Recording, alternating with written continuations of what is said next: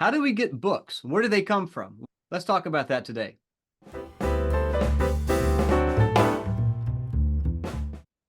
Today I'm joined by Bryan Dyer, who is the Senior Acquisitions Editor at Baker Academic, and he's going to talk with us about how we get books and what that process looks like. So, Bryan, welcome to the channel. Yeah, Brandon, thanks for having me. Well, tell us, what is a Senior Acquisitions Editor, and what is an acquisitions editor in general? Right. Well, I'm only 40, so I don't often attach the word senior, I guess, to what I do. But maybe speaks, I guess I've been at Baker now about 12 years, so I've been there for a while. I started when I was a PhD student and I did marketing, and it was kind of a dream PhD student job. I got free books, I got sent to conferences, I got to meet a bunch of people I admired. Um, but having worked in publishing for, I think, about 3 years, was really drawn to the editing side of it and the acquiring side, which I'll talk about in a second. And Baker, like several other publishers, kind of want acquisition editors to have a PhD or some kind of advanced graduate degree in theological education. And a lot of the reason for that is because, unlike a university press where there's double blind review and that kind of thing, we do blind review on some projects, but in a lot of ways, they're kind of looking at someone like me to kind of be able to assess projects before we even move into kind of the blind reviewer type of stage. And so I do primarily New Testament. That's my background. That's what I got my degree in. Um, and so I do acquiring, which um, is kind of exactly what it sounds like. I'm responsible for bringing in book projects to Baker and then working with the authors on them to eventually have them released. But a lot of my work is done in kind of upfront. So I'm talking with folks like you or other scholars about various books ideas or maybe proposals come my way. And a lot of my job is working with authors on proposals. I bring a proposal to our publication board to get it approved, hopefully. And then the bulk of my work is working with the authors as they're writing the manuscript. And then once they have a draft, they'll send it to me, and then I'll do a couple of rounds of revision, or I'll send it to an outside reviewer. Um, but the bulk of my work with the manuscript happens kind of right at the beginning. And I'm looking for kind of macro, is the argument good? Is it the right interlocutors? Is it structured well? Are there a few things that we should expand? And I'm doing that kind of macro editing because then when the author and I are happy with the state of the manuscript, I then hand it off to, we have a editorial team of about, I think, 7 or 8 project editors who are in-house, who then take the manuscript from me and then do about a year-long process of editing work on it. They use outside freelancers. And I'm remember, I think, Brandon, you worked with Eric, right? Eric is one of our project editors. And so you would have done several rounds of back and forth. And at this point, I'm still an advocate for the book. I'm part of the titling and the cover and those types of things, but kind of the nitty gritty grammatical editing stuff happens by another person on our team. Yeah, and then when the book comes out, I'm a bit more of an advocate for promoting it at conferences and those types of things. And so there are some publishers who kind of fold acquiring editing and copy editing into the same position. Um, but Baker does it differently, and I think that is a really good kind of system because my strengths are more in kind of the developing the argument, and then we have this team who their strengths are, grammatical stuff and spelling and checking citations. And so kind of the way we have it set up, I think, is a really good. It also gets a lot of different eyeballs on the manuscript to hopefully catch anything or, give some feedback on it. That's a quick summary, I guess, of what I do and kind of what our program is. But anything I didn't address or anything well, that just tell us, for those who are interested in this field, where do the ideas come from and where do the authors come from? Yeah, no, that's a great question because it sometimes it's an author I really want to work with. So I'm trying to meet them and develop a relationship with them. Um, Sometimes it comes out of just talking with various authors at conferences, or I visit campuses. Sometimes proposals are pitched to me, and then I have to kind of determine if it fits into our program, if it's a book that fits kind of what Baker does. And so I would say most of the time it is me working with authors on kind of what their research projects are, but there is maybe a third where it's me and my colleagues are brainstorming what kind of books do we need, or do we need a textbook in this, and then who's the right person to write it. Um, and so there are some projects where the ideas start in our kind of editorial meetings, and then we're trying to figure out who to pursue, and so I'm then pitching books to authors. But most of the time, it's stuff that people are working on, and then bringing it into our program. Yeah, I mainly work with New Testament scholars who have PhDs. We don't do a lot of dissertations, so it's kind of authors who are onto their second book, or want to write something for the classroom or for the church that's not just a technical monograph. And that's kind of where Baker does its best publishing. Um, not we do a lot of technical stuff, but not revised dissertations.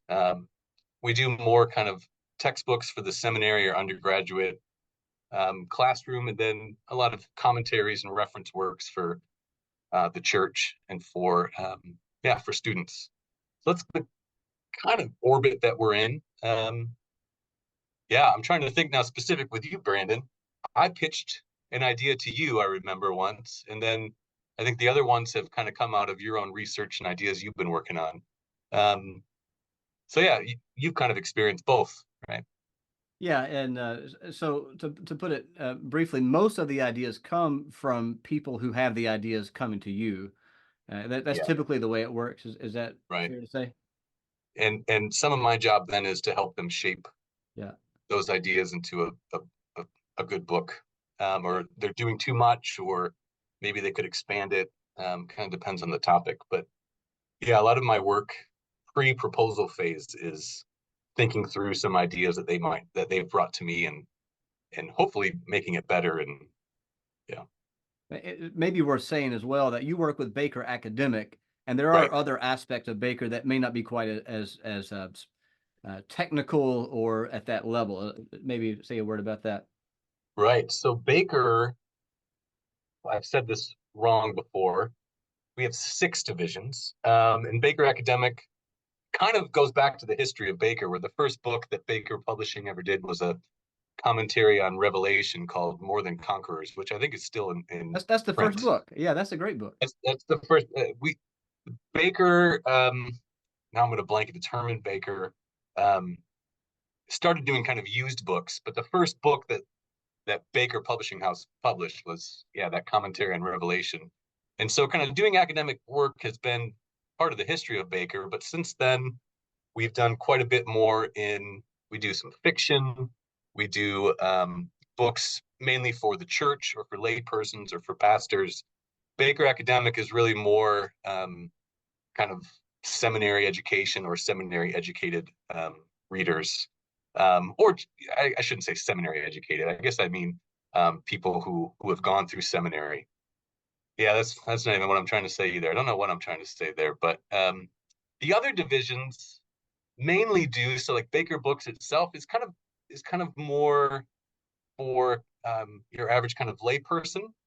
A lot of those are written by pastors, but we also have um, a division that does more kind of spirit filled type publishing for kind of Pentecostal readers. And then we have Brazos, which I can't remember if we did your book in Brazos, Brandon, but we have Brazos, which is kind of in between Baker and academic, where it's a bit more elevated type. It's wrestling with kind of theological things at a little bit more elevated level than kind of a more general type of publishing. Yeah, so through those different divisions, we're trying to reach different readers, but still kind of have the same kind of mission behind all of it, which is high quality publishing in line with historically orthodox Christianity. serving the church and the academy. We just realized there are different readers, so we have different divisions attached to those. Maybe a Wasn't my general, best. maybe a general word here, Brian, about what is the role of Christian publishing, Baker Academic in particular, but maybe more broadly in the book world more broadly. Right. Yeah. I mean, it's a good question. I think there's a long historical precedent of publishing and publishing theological works that we see ourselves as continuing. Um, I think within publishing, I think it's a publisher like Baker, which is an independent publisher. We're family owned. We're not owned by a large, like New York publishing house or a big conglomerate. And so we can kind of stick to our mission of serving Christ through the books that we publish, and we don't kind of have outside forces kind of chipping away at that. Keeping in mind, however, book publishing is a business, so there's always that tension of we're doing theological resources, but we have to do it in a way that's responsible in order to be able to keep doing it. And so there is kind of a business side to it.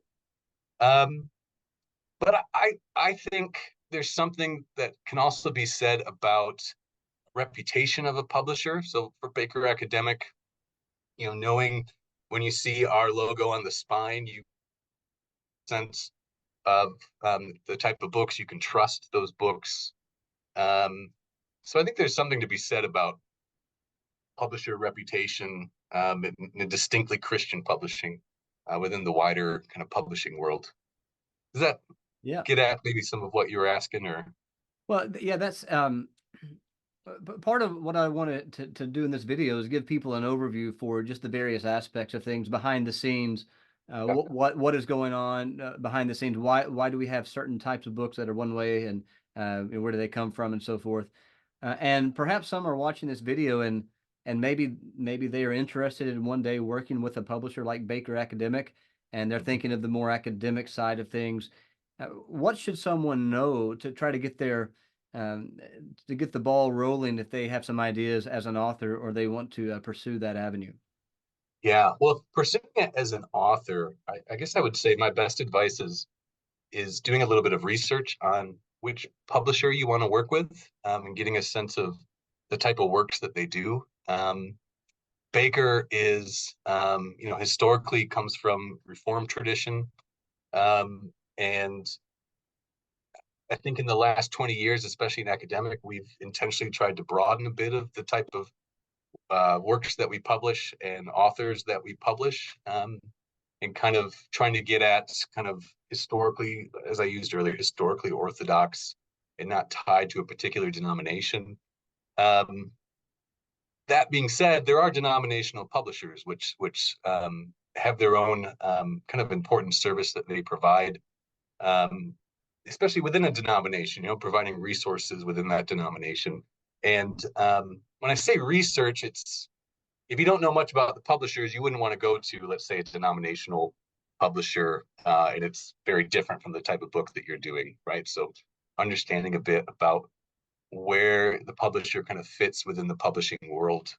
Um, and I mentioned earlier, like we don't do dissertations. So that's a good example of that explains maybe the types of books that we do. And I say that because I get a lot of people who bring me their dissertations. Um, so yeah, I would say best kind of approach would be and rather than coming up to me at a conference and just pitching me, an elevator pitch of your book.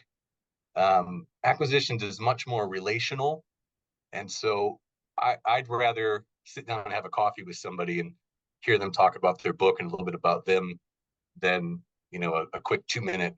Here's what the book is, and I think that's kind of generally how most acquisition editors. A lot of the good books come out of conversations, and it's a bit more of a back and forth. And um, so that's my advice. As far as getting into publishing, I think maybe that was some of what you were asking as I wasn't well. asking that, but that's a good question. Go Okay. ahead.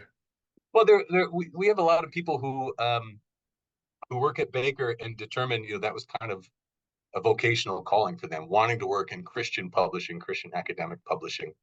Um, and the best advice I can do for that, determining if you want to be in editorial or maybe in marketing or sales, an editorial is just attempt to get as much editorial experience as you can, whether that's freelancing, whether that's TAing and helping somebody, with a manuscript that they're working on, or um, just any kind of editorial experience can be helpful when you then come and want to apply for a job. The other thing I would say is maybe move to Grand Rapids, because that's where we all are.